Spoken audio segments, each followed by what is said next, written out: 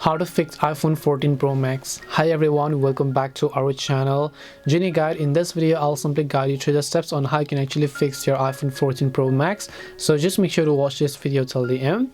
So if you want to fix your iPhone 14 Pro Max, first of all you have to understand what kind of issues you're having, whether you're having hardware issues or whether you're actually having software issues.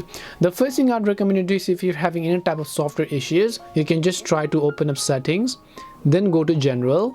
Then you can just go to transfer or reset iPhone, go to reset, select reset all settings. We're not resetting our iPhone, but we're only resetting its settings, right? So in most of the cases, this would also help you solve the problem that you might have. If this doesn't help, then go to general, then you can go to software update. By the way, make sure you're connected to the internet, and then if there is any type of update available for your iPhone, I just want you to update the app to the latest version and update the overall software. If this doesn't help, if you're having issues with network connectivity, just make sure to turn on cellular data or hotspot and then see if that solves the problem. If it doesn't, then you could be having the hardware issues, right? So maybe you're having camera issues, or maybe you're having the speaker issues, the mic issues, and so on, or even application issues. In that case, I just recommend you to restart your iPhone.